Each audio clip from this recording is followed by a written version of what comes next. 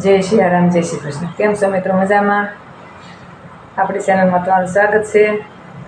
तो हवने जय सियाराम जय श्री कृष्ण। हवने माताजी हाजर राखे ने हवनुं सारूं करे एवी आशा करूं छुं।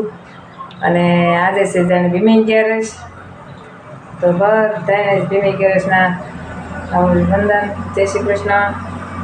अने बधा भीमी 11 नो अत्यारे जो भीमी 11 कोई रह्या होय कोई न रह्या होय पण आ महत्व है कि भीमने तेजी भीम खावा न दीधुं भूख्या राख्या ते गणाई गई है भीमी 11 એટલે હવે ગુજરે ભીમી 11 અને અત્યારે આપણે જો બધા ટિફિન બનાવી નાખ્યું તો બધા બે ગયા છે પોતપોતાના કામે, કોઈ હોસ્પિટલે ગયા છે, કોઈ ઓફિસે ગયા છે અને આપણે સી ઘેરે તો આપણે જો કચરા પોતા અને કપડાં બધું બાકી છે તો એ કામ આપણે કરશું ત્યાં સુધી બનાવી છે વિડીયોમાં।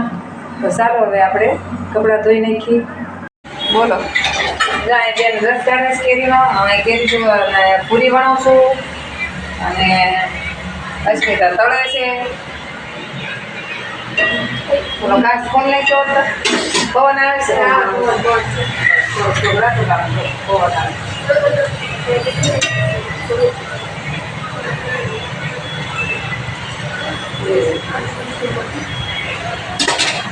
પૂરી બનાવી છે મસ્તી તીખી પૂરી અને રસ બટેકાનું શાક પછી પાપડ ઉતા દેજો બાકી પાપડ પાપડ બનાવી પાપડ દળવાના બાકી છે જો બેન અત્યારે કરે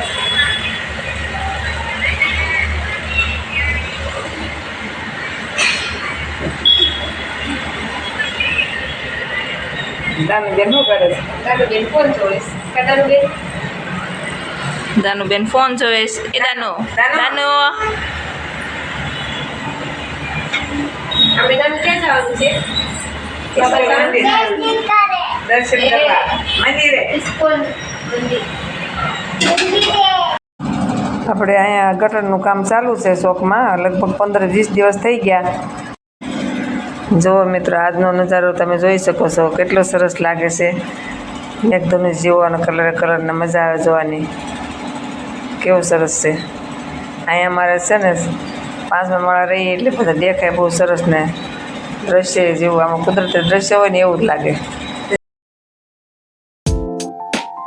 કે આમ આકાશ આમ એકદમ અત્યારે વાદળાનું બધું વાતાવરણ થઈ ગયું છે ને એટલે બહુ વધારે સારું લાગે।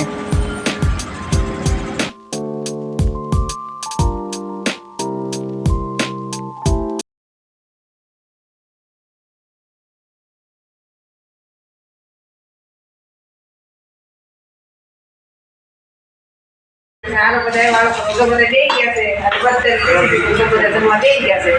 રસ ને પૂરી, એક બટેકાનું શાક અને પડકે છે પાપડ અને ઠંડી છાશ બધા નાખી દેવાથી ગમતા કરતા મોબાઈલ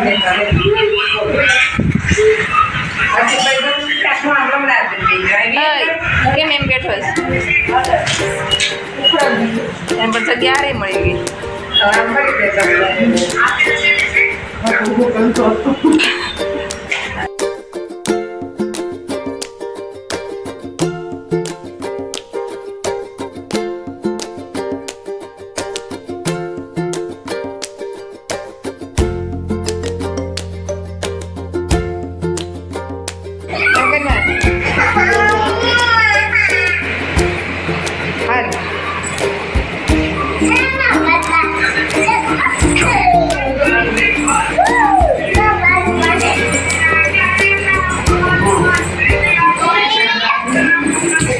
બસ ફાઈન હાથ પડ જા।